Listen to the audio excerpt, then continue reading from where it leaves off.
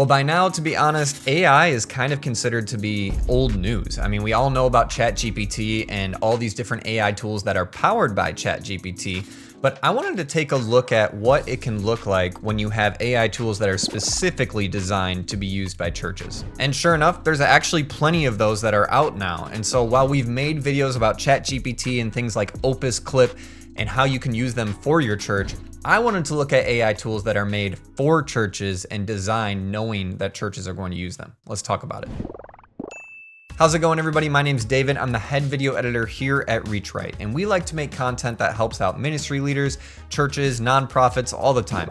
And so if that's the kind of thing that interests you, make sure to hit the like button and then subscribe so that you're notified every single time that we release a video. Now, as I've already stated, we've actually made some videos about how you as a church can use things like ChatGPT or Opus Clip. But companies have kind of wised up to the fact that, maybe there's specific categories and organizations that we can actually design our AI tools for so that they can use it only for what they want it for. So honestly, this is still something that's new to me, but I went ahead and just kind of Googled around, found some of the more popular AI services out there that are for churches, and then I used their free trials to kind of experiment myself and see what they can do and which ones I would suggest. So all the products we're talking about today, I have used myself just using their free trial, except for one, which we're actually gonna start with because that's a unique case. Even though I didn't get to use their free trial like firsthand for myself, I will say that this specific product, Sermon Shots, they've kind of designed things so well and they have a how it works video that explains things so well. I'm pretty confident that I know exactly the kind of product it would turn out and how it could be useful. So I'll explain why I didn't use their free trial for this video, but we can kind of just take a look at their site and you'll see that obviously they do what you would expect. You upload your sermon and they kind of make social media clips out of it and different resources you can use from that sermon. That's really going to be kind of the concept that most of these church AI products and services, that's kind of going to be how they work. So you upload your sermon, it gives you things like a bunch of vertical clips that you can use on social media, but that's definitely not the only thing that it can do. It advertises that it gives you all the different resources in 3 different steps. And honestly, I'm just gonna kind of show while I'm scrolling through this, their how it works video and talk about the kind of things that I noticed when I watched that video. So you can upload your sermon to your account with Sermon Shots from either just a raw clip, or you can put in the YouTube link, or what I think is really cool is you can actually give them your stream key from your live stream. So as soon as you're streaming in real time, it's already kind of processing and working out the different kind of resources it's going to give you from that sermon. Then once it's done, it gives you a really good range for these different graphical themes and templates that you can use for those vertical videos that it's created for you, as well as added captions and have that auto tracking feature that you would expect that follows your pastor around for the clip. You can also edit by the transcription specifically. So if there's a part you're looking for that you know your pastor said, you can simply just search for those kind of words and it will immediately cut to that point in the sermon. So you can grab a clip from it. And you can kind of do some of the basic things you would expect, like adding custom music, or they have their own library of royalty-free music, as well as being able to add what they call hook animations so that the text kind of can pop up and catch the eye of the person that's scrolling instead of just the captions being really basic at the bottom the whole time. Now, there is more that it gives you from your sermon other than just these vertical video clips that you can put on social media. I know a lot of churches feel strangely about social media, or maybe they're just flat out against it. They don't even want to post those vertical clips. That's fine. I still think this would be really useful for you, and I'll show you why. Now, from the sermon that you upload, it will also give you something like a discussion guide that can be used for different small groups. So you just send this out to all of your different small group leaders. I think this is a great idea, and it's really actually designed and outlined pretty well with things like your introduction, your talking points, even has like an icebreaker, prayer suggestions as well at the end. And so this is something that I like to see and appreciate. Just I've been in ministry long enough to know that, yeah, you can make your own discussion guides every single week, but for a lot of pastors, they're kind of just beaten down and burdened from all the different like day in and day out stuff you have to do throughout the week. And so after preaching a sermon, it's kind of nice just to be able to hand that sermon off to something and have them create like discussion guides and resources that you would want from it. So instead of actually putting that burden onto yet another person, you're just putting it onto AI. And maybe a person can just look through this, and what would have taken them an hour now takes them like 2 minutes. And again, the things like the discussion guides, the video clips, these are all things that are completely customizable. So if you don't like what it said and you're like, oh, AI didn't get this right, I want to change this, you totally can. It'll also give you a full transcription from your sermon that can obviously be used in so many different ways now. And this is something that I don't think we'll see in any other AI product that we cover today. It will even give you a draft of a blog post that you can use for your church. If you've been following Reach Right in our podcast for a while, or if you've seen anything that Thomas and Ian have put out, you'll know that blogs are actually really powerful and relevant even in 2024. It'll also give you audio for a podcast. I'm not really big on this because I think if you have your sermon, it's pretty easy just to have the MP3 from it. I think it does give you some, like graphic options for the thumbnail, but that's nice. And lastly, it gives you sermon summaries. If you know how to use ChatGPT well, I think you can easily do this kind of thing with an AI tool, but it will give you a different length of summary of your sermon for various platforms. If you need a really, really short one for Twitter, or if you need kind of a longer one that you want to put on the website, that kind of thing, it's nice to have. Okay, so we've talked enough about it. Now let me tell you why I didn't actually get to use the free trial of it. So when you kind of go in and you try to get a free trial and use their free plan, the first thing it wants you to do is to get 2 free sermon clips, it says, in less than 24 hours, which is not that many clips and is actually a long time for AI. That's the first thing I noticed. But all you have to do is enter in your email. So I enter in my email, I hit submit, and I'll show you what it does. It then just simply asks for a YouTube link or a Dropbox link to your sermon. Those are the only 2 options it gives you, which still is fine. I have the YouTube link to the sermon I want to use here. And then I'll show you what happens. This is the step I got to. It says, last step, when can we meet so I can give you the 2 clips? Now, I don't know if this is an actual meeting that you set up with somebody that works at Sermon Shots, like a Zoom type meeting, so they can go over the kind of things that you're looking for, or if this is just them positioning AI in a point where it's like talking to you as a person, like, when can we meet? When can I deliver the clips to you? But either way, it wasn't going to be able to give me the clips fast enough in order to get this video out. And so I simply just had to kind of work with their how it works video and do my own research on how everything would work if I were to upload my own sermon. And as you can see now, even today when I'm recording this, it does advertise in as little as 24 hours. But if I were to submit this sermon today, the soonest that they'd be able to get it to me, or at least to meet with me, I suppose, is the 24th, which for me is 4 days away. Now, that's still a pretty quick turnaround. I don't think that's a problem as a church, but for the sake of this video, I just didn't have the time to do that. Again, Sermon Shots, if you're watching this, I think you have one of the best products out of everything we're reviewing right now as far as church AI tools go. And so if you'd like us to make a deeper dive video on Sermon Shots specifically, let us know. That goes for anybody that doesn't work for Sermon Shots too. Just let us know in the comments. I'd be more than happy to actually try to set something up like this and do a deeper dive with what it's like from a personal experience. I just didn't have the time to cover it in today's video. Maybe that will be a good follow-up. We're gonna move on much more quickly to the rest, and it won't take as long on those, I promise. But before we move on, really quickly, I just want to show the pricing for Sermon Shots. They actually have 4 different plans, it looks like, with the first plan just being those 2 free clips, kind of just the free trial. So in reality, when you're paying money and actually using the service, they have 3 different plans. They're Plus, Silver, and Gold, which ranges from $39.99 a month all the way up to $87 a month. But really, to take advantage of all the things I covered today, you would want to sign up for either their Silver or their Gold package. Those are the ones that include some of the most useful tools, in my opinion, including like the discussion guide, for example. Okay, the second AI service or product that we're looking at that's specifically designed for churches is called Pulpit AI. Now, this one does a lot of what Sermon Shots does, so I'm actually going to start with the pricing, because something to be aware of is that it seems like all of their different pricing tiers, including their free trial, actually include the exact same benefits. The only thing that I see that's different is going to be how much you can upload per month. Their free trial is just 1 upload, but then you go up and you look at their basic tier for pricing at $39 a month. You actually get 5 file uploads, and then you go up to Pro, which gives you up to 25 uploads. But from what I can see, unless I'm really bad at reading here, everything else is included in every single tier. So it really just matters how much you want to upload. Maybe you have multiple services that you want to upload, I don't know. But Pulpit AI is one where I actually got to use the free trial myself, and I got to upload my subpar live stream to it to see what it could do with it. So this is gonna be a much more realistic look at what it can do versus Sermon Shots had beautiful examples and testimonies. but it seemed like those churches had much higher production than my small church does. So this is a better look at what it might be like more realistically if maybe your church is in my boat and your production isn't like top tier. So with Pulpit AI, all I had to do to sign up for the free trial was give it my email and then verify my email. That was it. After that, it took me into this pretty basic looking dashboard, but I kind of like the simplicity, to be honest. And all I had to do was upload my sermon as the first step.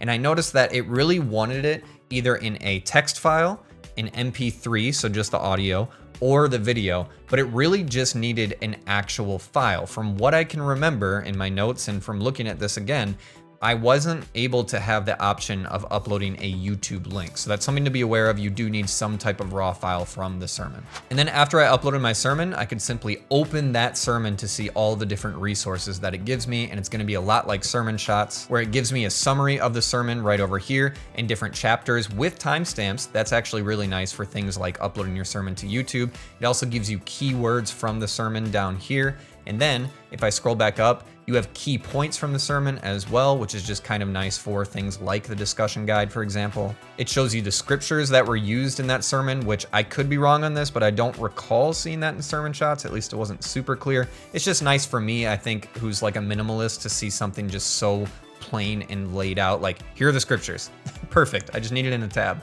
It also will give you quotes from the sermon, which is nice if you've done things like using Canva and you just want to make a cool little graphical social media post with a quote from the sermon. And then obviously, I think all of these are to be expected to do this, but it gives you a transcript from the sermon as well. So this left-hand section really is like the sermon itself and then the things that it pulled from it, versus the right-hand section are kind of the AI already mocked up tools that you can just kind of use. They're ready to go. For example, we have this discipleship tab, which shows us discussion guides from the sermon, as well as a small group guide that it kind of made up. And then it also gives us even a devotional, which is kind of cool, a 5-day devotional based off of the sermon. Then you have the social media tab, which actually gives you a bunch of different copy and captions to be used on social media based off the sermon. You can change this from Instagram to Facebook to Twitter or X. And then you have a tab specifically for your video clips as well. Now these clips might not look as good from a glance, again, because our production value isn't very good. Our lighting's really bad. Our cameras are kind of awkward right now.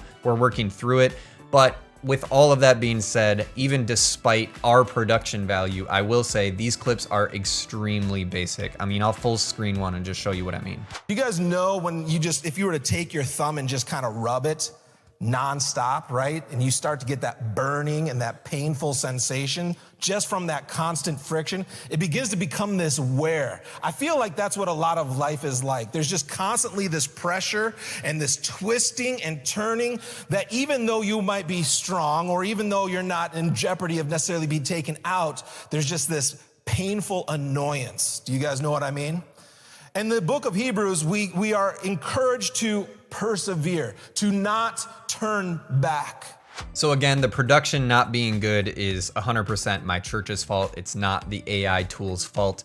But the editing still is just very basic. There's no music. The captions are really, really simple, but it does seem like you can change the captions. So let's see that. Go to captions. You can either click yes or no. Karaoke highlighting, I'm gonna click yes. That's when it actually follows along with the word and highlights what he's saying as he's saying it. You can change the font. Let's do elegant. You only get 3 options. Actually, I'm gonna do bold. Let's do large for the size, and then position, we'll keep it lower, and I'll apply that to clip. So it looks like it applied those changes. It did take a few minutes, but this is what the new clip looks like. You guys know when if you were to take your thumb and just kind of rub it nonstop, right? And you start to get that burning and that painful sensation just from that constant friction, it begins to become this wear. So as you can see, the only thing it really did change was the captions itself. Nice to be able to change that, but it's still not a lot of variety. As a video editor, I'm always going to kind of be critical when it doesn't give you a lot of freedom to change the things in a clip that it gave you. I think Sermon Shots clips were way better than this, even with our crappy production. But this still would suffice for social media for most churches, I think. You're really just trying to get a clip from your sermon that you can use, and this is certainly that. So moving on, you still have your communications, which is nice. You can send out an email recap, maybe to your newsletter, discussing what the sermon was about and the different takeaways. I think that's really nice. And this also does have a blog post available as well. but it's just plain text. It doesn't have any kind of visual design added to it. Now, I uploaded a video for it to create resources from, and I noticed you can actually do this as well with like a manuscript where it can give you all the same kind of stuff, minus obviously the video clips because there's no video for it to pull from if you're just uploading text. But maybe you're a church that doesn't want to upload that kind of video. Maybe you don't have the raw file, but you still want to do things like creating discussion guides and putting posts on social media or sending out newsletters that kind of break down the sermon. You can still do that with just a manuscript here. Now, the one thing I noticed that Pulpit AI has that none of the other ones do that I think is pretty cool is it has this little speech bubble icon here. And if we click on it, I was kind of confused what this was at first, but it seems like almost a ChatGPT/coach for you, the pastor or the speaker specifically. So what do I mean by that? Well, if you're the pastor and you just spoke, for example, you give it your sermon and then you go to this tab and you can look at this content tab and it gives you kind of these pre-generated questions that you could ask if you wanted, such as how can I expand this sermon into a 3-part series that builds on each week's message? So if I were to click on one of these, it will actually enter that into a prompt on the left. I just click send and it'll almost just be this kind of back and forth ChatGPT style response. But again, this is specifically for churches. Now, some people are gonna feel weird about this, but let me just tell you, it's not trying to change what you said in your sermon. It's more trying to help you improve on how you said it. So you can ask it things like, how effectively did I communicate the main points and where can I increase clarity and simplicity? So yeah, Pulpit AI, honestly, it seems pretty useful. And for a church like mine, I don't think we would ever need to use a tier above the $39 a month one where it gives you 5 files per month to upload from. And I see it more useful as kind of a one-man show pastor. Maybe you're not super worried about your social media presence and always uploading like visual content all the time to kind of get your reach out there and stuff. Maybe you just want to make sure that you are able to get resources from your sermon and communicate them well after the fact. I think Pulpit AI is kind of better in that regard than Sermon Shots, but Sermon Shots definitely gives you a lot more bang for your buck if you're trying to just maximize everything you can from a sermon. Now, I told you that most of these AI products are operating the same way where you upload your sermon and then it gives you resources from them. That's definitely still going to be the case for the last one we cover, but this next one that I'm wanting to include is actually different from all of the ones we're covering today, and it's specifically for you, in my opinion, you pastor or you speaker that is actually working on these sermons every single week. So this one's called Sermon Spark, and I'll just be honest, my first impression from getting on the site and actually using it, it kind of just seems like a lower production product. It seems like there's a much smaller crew behind it. It's a much more humble product, but I think it is really useful for speakers. Think of this more as something that is a tool to work on your sermon with, rather than you upload your sermon and then get a bunch of resources to market your church for. So this is something you would use, in my opinion, before you actually give your sermon. Right off the bat, it gives you Topic Explorer, find verses for a specific topic, historical verse context. You can find, it has a Hebrew word finder and Greek word finder, Greek interlinear explanation, quote finder. I mean, these are all kind of tools to help you construct your sermon. It also gives you writing tools like creative sermon titles, sermon outline generator, metaphor creator, and it does still have some tools like sermon blog creator, social media post ideas, but these are really just kind of plain text. And then beyond that, you can still get things like a discussion guide or devotional from it to send to your congregation. Now, I will say their system is a little strange to me. Everything that you do in here costs credits, and you get a certain amount of credits every single month. So if I wanted to make this group question generator, it needs me to upload a transcript from my sermon or just provide a topic or a Bible verse. Let's just do that. That seems way easier. Marriage struggles is the suggestion, so we'll go with that. And then we'll generate that discussion guide and we'll see what it does. Yeah, it just gives us a nice little laid out plain text discussion guide, it looks like. But that costed us 35 credits, which it took from my account, as you can see. Now, I know I'm not really giving a fair showing because I'm not really using Sermon Spark right now to create a sermon, but if you're curious, it kind of just has everything categorized for you really neatly. Like you can go into my projects here, and then you would actually create projects based on either just sermon by sermon or an entire series. And it's gonna save all of that kind of research and note taking and that building you're doing for your sermon in one spot. So is this worth it? Well, yeah, because it's honestly free. Remember how I told you that everything you do in this actually requires you to use a certain amount of credits that you get per month? Yeah, you use up credits, but the way that you get more credits is actually just by opting into things like, it says down here, opt into marketing emails from our partners and receive 3x the credits. So you actually get credits by allowing their partners to kind of advertise to you if you want, but you don't have to do that. There's not an option from what I can tell to actually pay them and get more credits. It just seems free. All right, the last AI tool that I'm covering today is Church.Tech. And I'm sorry if I'm showing their website on screen right now. It's a little disorientating when I scroll here, but it's going to work very similar to Sermon Shots or Pulpit AI, where you upload your sermon and then it gives you different resources from it. It gives you different length summaries of your sermon. It gives you a transcript. It gives you timestamps for your YouTube video and chapter breakdowns. One spot that I think it does kind of stand out a little bit is the discussion guide to me. I think this actually looked pretty good. So I gave it this sermon. I created a page, as they call it, and it actually goes into this editor, and it's designed with some nice visual elements to it. I mean, they're just kind of emojis, but there's a spot where you can even put the sermon in there for people that are viewing it on a digital platform. And then at the top, it has this kind of nice header. I think that's really nice for somebody that doesn't have a lot of time, just wants to create a quick discussion guide, maybe go through here and edit some things. It's fully customizable, and then send it out. Those video clips that I referred to earlier, it's kind of nice. Their UI, when you go to just the clips section as well, it shows you the transcription for what's said in the clip, shows you how long that clip is, shows you its strengths, as well as some hashtags that you can use. What I will say is there's actually a lot in this UI that you can easily miss. It's kind of robust. There's a lot in it. And so I've kind of clicked around. I haven't been impressed by all of it, but I will say that they do a pretty good job of trying to reach out to you and schedule like a help meeting in your free trial. They want you to kind of meet with a representative and then go over, hey, here's everything that our tool can use and how you can be using it, which I think a lot of people would really appreciate, to make sure that you're not actually missing a lot of the features that you might really like. But beyond all that, there's nothing they offer, in my opinion, that's either better or different than the other models I've shown you, which is why I'm not really fully going through the UI. One nice thing they have that the others don't is you can actually request a feature here. If you feel like something's missing, you can actually request it to their dev team. I think that's pretty cool. But now we'll get to the thing that kind of bothered me for some reason, and maybe it's not a big deal to you, but it was to me. All of these other products really just needed my email, and then I just verified my email and I could start my free trial from there.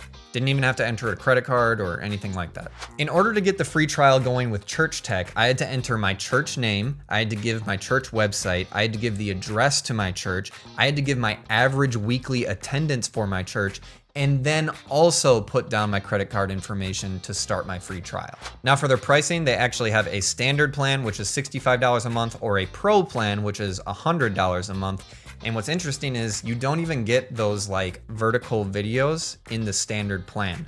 I was pretty surprised by that. Okay, so that's kind of been my experience with all of these, and I will give you my personal ranking here. Again, if any of you guys actually use these, or if anybody's with any of these companies, let me know down in the comments anything I missed, clearing up any information. I don't want to be putting out misinformation, but here we go. I'm gonna put Sermon Shots at number 1. I know that sounds crazy because I didn't actually get to use their free trial firsthand, but I'm very confident from them actually having a how it works video showing you the UI itself, that I'm pretty certain what it's going to be like now that I've used these other AI products as well, and it just seems like the most put together one, and it's very comparable in its pricing as well. But I will say, if you're getting Sermon Shots, I personally think that it wouldn't be worth it unless you are getting the silver tier and above, because that's the one that not only gives you the sermon clips, but it gives you things like the discussion guides, the scripture summaries, and the blog post, which I think all look really good. And the fact that you can give it your stream key is just, it's so nice. It'll just automatically start working on it,